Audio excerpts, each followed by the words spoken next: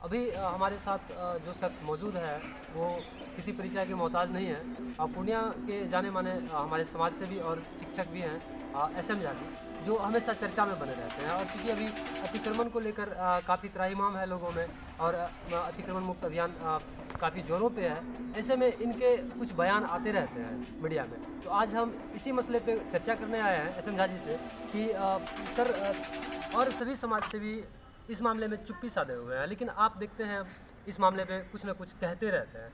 तो क्या सब चल रहा है? सबसे पहले तो आपके तमाम दर्शकों को SM झा का नमस्कार, सलाम, सत श्री अकाल। देखिए, जन प्रतिनिधि या जन सेवक की जब बात आती है, वर्तमान परिप्रेक्ष्य में आप देखेंगे कि कुछ लोग के पास कतिपय साधनों से पैसे आ जाते हैं और वह 4 गो कंबल बांट के 14 गो फोटो खिंचवा करके 100 जगह बंटवा करके अपने आप को समाज सेवी घोषित कर देते हैं। कहाँ जीवन की मूलभूत सुविधाएं मिल रही है, कहाँ उनसे वंचित रखा जा रहा है, इससे परिचित है। ऐसे जब तक जनप्रतिनिधि नहीं होंगे तब तक समाज का कल्याण नहीं हो सकेगा। हमारे जिलाधिकारी महोदय को निर्देश आता है नेशनल हाईवे मिनिस्ट्री से, गडकरी जी के माध्यम से, कि NH के आसपास अतिक्रमित भूमि को खाली करवाया जाए। अब लगे NH को साफ करवाते करवाते भट्टा बाजार, लाइन बाजार सब जगह साफ होने लगा। अच्छी बात है। नगर निगम आयुक्त महोदय जो अपने आप को आज, जिसको कि संवैधानिक रूप से आज प्रशासक का भूमिका मिला हुआ है, प्रशासक का अधिकार मिला हुआ है। नगर निगम का अस्थाई समिति, उसके चेयरमैन होते हैं मेयर, महापौर या मुख्य पार्षद जो कह लिया। अभी अस्थाई समिति नहीं है, डिजॉल्व है। महापौर का चुनाव नहीं हुआ है, डिजॉल्व है। सारी शक्तियां वेस्टेड है एक व्यक्ति में, और वह है नगर निगम आयुक्त। एक जो लव लेटर यानी नोटिस साटते हैं, उसके ऊपर भी लिखा हुआ रहता है बिहार म्युनिसिपल एक्ट 2007 के धारा 15, धारा 23, धारा 25, धारा 24, धारा 302 का ये उल्लेख करते हैं। यानी ये प्रशासक की भूमिका में है। तो क्या खाली फांसी देने के लिए प्रशासक हैं आप, या समाज का भला करने के लिए भी प्रशासक हैं? यदि आपको प्रशासकीय भूमिका दी गई है तो सिर्फ शासन करने का मतलब क्या होता है कि आप फंक्शनल डोमेन ऑफ म्यूनिसिपैलिटीज़ को धरातल पर क्यों नहीं उतार पा रहे हैं? सिस्टम पब्लिक के लिए होती है, जनता के लिए ही होती है, उनके भले के लिए होती है। तो क्या लगता है कि पब्लिक का जो मूलभूत समस्या है, अभी जो अतिक्रमण मुक्त अभियान चलाया जा रहा है, इसमें क्या नज़रअंदाज किया जा रहा है उनकी समस्याओं को? बहुत अच्छा सवाल आपने किया कि जब व्यक्ति की उंगली में बीमारी हो और वह घाव ठीक नहीं हो रहा, तो लोग जाते हैं दिखवाने के लिए, कहीं हमको शुगर तो नहीं है, कहीं हमको प्रेशर तो नहीं है। ठीक उसी तरह से आज नगर आयुक्त ने जब उटपटांग शुरू कर दिया शहर के अंदर, तोड़ फोड़, तो अब तो विश्लेषण होगा कि 46 वार्ड में से कितने वार्ड नगर निगम कहलाने लायक है। आप बताइए मुझे, नगर निगम का क्या मतलब होता है? ना शौचालय, ना आवास, ना पढ़ाई की व्यवस्था, ना मेडिकेशन की व्यवस्था। कौन सा नगर निगम आप चला रहे हैं भाई? 41 वार्ड में मैं बता दूं गिनती के साथ, क्योंकि हमारे एक एक वीडियो को आपके आयुक्त महोदय और आपके जिलाधिकारी महोदय आंख गड़ा गड़ा के देखते हैं। तो मैं आपके चैनल के माध्यम से कह रहा हूं कि वार्ड 31 चले जाइए, वार्ड 34 चले जाइए, वार्ड 35 चले जाइए, वार्ड 36 चले जाइए, वार्ड 37, वार्ड 41, वार्ड 45, वार्ड 46, गिन लीजिए सारे वार्ड को, रिपीट करके देख लीजिए। वहाँ अभी भी लोग मिट्टी के बंकर नुमा घरों में रहते हैं। बच्चियाँ खुले मैदान में जाके शौच करती हैं। इतनी सकरी गलियाँ हैं कि यदि कोई बीमार पड़ जाए या किसी का देहावसान हो जाए, 4 कंधा नसीब नहीं हो सकता। पढ़ाई की कोई मूलभूत व्यवस्था नहीं है। मैं बात करना चाहता हूँ बिहार म्युनिसिपल एक्ट 2007 के chapter 6 functional domain of municipalities की। आपने पीने का साफ पानी उपलब्ध करवाया है? नहीं। क्यों नहीं? आपने एजुकेशन का सेटअप तैयार करवाया? नहीं। क्यों नहीं? आपने मेडिकेशन की व्यवस्था उपलब्ध करवाई? नहीं, क्यों नहीं? आपने इम्प्लीमेंटेशन ऑफ सोशल जस्टिस किया? नहीं, क्यों नहीं? यदि आप फंक्शनल डोमेन पर काम नहीं कर सकते हैं तो तोड़ने का अधिकार किसने दिया है? जैसे सर आप संकरी गलियों की बात कर रहे हैं, तो अगर सरकार अपनी ज़मीन की ओर नहीं करेगी तो फिर आगे प्लानिंग कैसे होगी? फिर विकास की बात आप कर रहे हैं और विकास होना भी चाहिए, तो कैसे होगी जब तक वो खुद अपनी प्रॉपर्टी को क्योर नहीं कर रहे हैं तो? और अगर ऐसा अभी कर रहे हैं तो आप लोग फिर अपोज कर रहे हैं। बहुत अच्छी बात। मैं एक बात पूछता हूँ, नगर निगम का गठन क्यों हुआ? थाना का गठन क्यों हुआ? ब्लॉक का गठन क्यों हुआ? ये सारी संस्थाएं क्यों बनी थी? आम आवाम को सेवा उपलब्ध कराने की। जो कल तक हमारा सेवक की भूमिका में थे, आज हमारा राजा बन करके हमें प्रताड़ित करने के लिए आ गए हैं। अब मैं आपके चैनल के माध्यम से कहना चाहता हूँ कि इस देश के अंदर प्रधानमंत्री हो, राष्ट्रपति हो, महामहिम, माननीय उच्च न्यायालय हो, माननीय सर्वोच्च न्यायालय हो, या सामान्य शब्दों में कार्यपालिका हो, विधायिका हो या न्यायपालिका हो, तीनों को जन्म देने वाला कौन? संविधान है भारत का। और भारत के संविधान के आर्टिकल 19 में क्या कहा गया है? आर्टिकल 21 में क्या कहा गया है? कि every person can enjoy the privilege of his life within the territory of India. Nobody can be snatched the right of living and right of personal liberty. तो आप आज जीवन जीने का अधिकार को छीनने का प्रयास किस आधार पर कर रहे हैं? कौन व्यक्ति अतिक्रमण का समर्थक हो सकता है? एसएम झा अतिक्रमण का समर्थक नहीं है, एसएम झा शहर की सुंदरता का विरोधी भी नहीं है, लेकिन एसएम झा संविधान का जानकार है और यह भारतीय संविधान हमें वेलफेयर डेमोक्रेसी की व्यवस्था देती है, जहां पर सोशल जस्टिस का इम्प्लीमेंटेशन होना ही चाहिए। आपने घर तोड़ दिया, अच्छी बात, पुनर्वास कहाँ दिया? क्यों नहीं दिया? आपने उसको कम्युनिटी किचन चला करके रोज भोजन का व्यवस्था क्यों नहीं करवाया? जिसका व्यापार बिजनेस बंद है, आज पूरे परिवार भूखे मर रहा है, वो क्या उसको जीवन जीने का अधिकार नहीं है?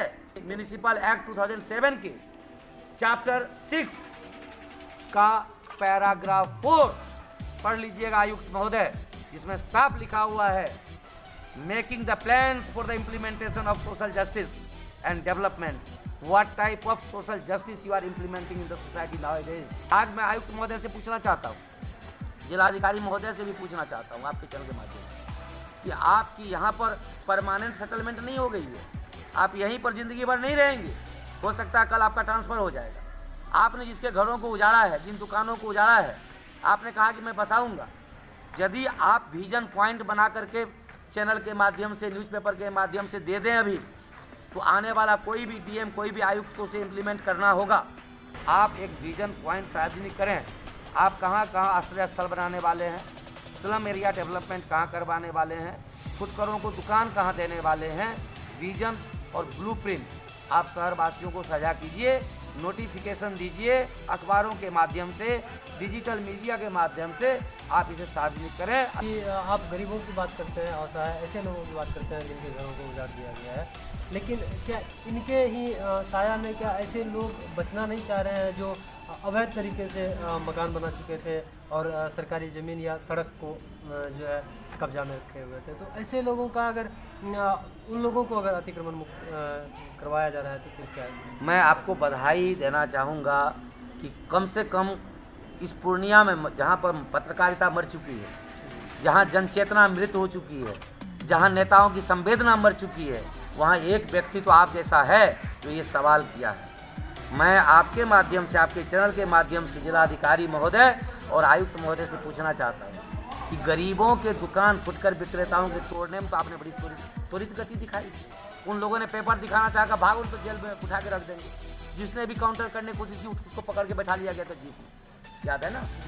तो फिर सोनौली चौक का मकान क्यों नहीं टूटा अभी तक, जो कि खुला अतिक्रमण है पीडब्ल्यूडी के जमीन पर? उसको नोटिस देके क्यों छोड़ा गया है? उसके मकानों को क्यों नहीं तोड़ा गया है? अमीरों के साथ मतलब मटरगश्ती और गरीबों के साथ जबरदस्ती, ये नहीं चलने देंगे। अभी भी डेमोक्रेसी है, राजतंत्र नहीं है, ब्यूरोक्रेसी नहीं चलेगी। जब तक सापेक्ष कार्यक्रम करेगी जिला प्रशासन, एसएम झा चट्टान की तरह बीच में खड़ा रहेंगे। निष्पक्ष कार्यक्रम कीजिए, एसएमजा भरपूर तरह से साथ देगा, कंधे से कंधा मिला के काम करेगा। नाले तोड़िए, एसएमजा साथ खड़ा है। अफवाह क्षेत्र मुक्त कराइए, एसएमजा साथ खड़ा है। गरीबों के घरों को तोड़ा है, अमीरों के घरों को तोड़वाइए, एसएमजा साथ खड़ा है। लेकिन सापेक्षतापूर्ण कार्रवाई करिएगा। अमीरों को आप टाइम देते हैं, कागज दिखाइए, हाईकोर्ट का चिट्ठी दिखाइए माननीय हाईकोर्ट का, और गरीबों को आप कहते हैं कि यदि रोकोगे तो उठा के गाड़ी में बैठा लेंगे। ये नहीं चलेगा। संथाल की बस्ती हमारे एक तरफ आदिवासी बहन महामहिम बन करके इस देश का शोभा बढ़ा रही हैं, मान बढ़ा रही हैं, और एक तरफ हमारी आदिवासी बहनों को शौच करने के लिए दूसरे के खेतों में जाना पड़ता है, गालियां सुननी होती है। आपने कहीं मुद्दा उठाया क्या? आयुक्त महोदय ने कभी इस पर संज्ञान लिया कि एक तरफ प्रधानमंत्री कहते हैं कि हमको एकदम स्वच्छ भारत चाहिए। कैसा स्वच्छ भारत? मिट्टी के बंकरनुमा घरों में लोग रह रहे हैं, शौचालय नहीं है, बड़ी बड़ी लड़कियों को बाहर में जाना होता है शौच करने के लिए, और आप कहते हैं स्मार्ट सिटी पूर्णिया बना रहे हैं। ठीक है सर, अब एक आखिरी सवाल है, क्योंकि नगर निगम चुनाव अब घोषित हो गई है तिथि, तो आप तो हमेशा जन की आवाज़ उठाते रहे हैं, लोगों की समस्याओं पे बात करते रहे हैं। अब तक जो जनप्रतिनिधि और समाज सेवी जो चुप्पी साधे हुए हैं, तो क्या लगता है अब चुनाव का माहौल आ गया है फिर से, तो क्या उन लोगों की चुप्पी टूटेगी? बहुत अच्छा सवाल। सम्मानित पूर्णिया वासियों, लोग कहता है इंसान को पहचानने के लिए सिर्फ एक बार देख लेना काफ़ी होता है।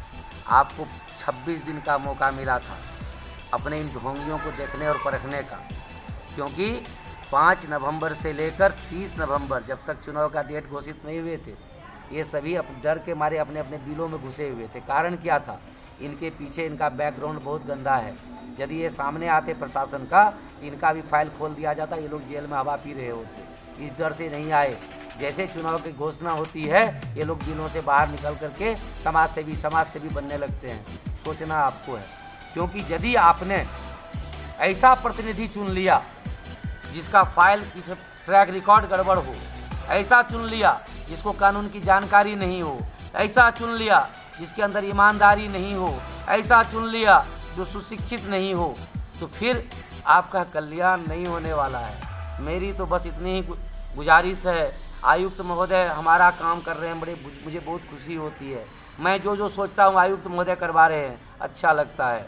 तो मेरा तो बस इतना ही चाहत है कि गरीब आम आवाम के बच्चों को English school, model English school जो नगर निगम संचालित हो, मुफ्त शिक्षा मिले, युवाओं को रोजगार मिले, ठेले खोमचे वाले को अस्थायी जगह मिले, पूर्णिया में सुंदर हर चौक चौराहे पर शौचालय बने, पूर्णिया के हर चौक चौराहे पर वाईफाई लगे, पूर्णिया का मुक्तिधाम इलेक्ट्रिक हो जाए, पूर्णिया का मुक्तिधाम सुंदर हो जाए, पूर्णिया निखर उठे, पुनः पूर्ण आरण्य बन जाए। इतनी तो चाहत है।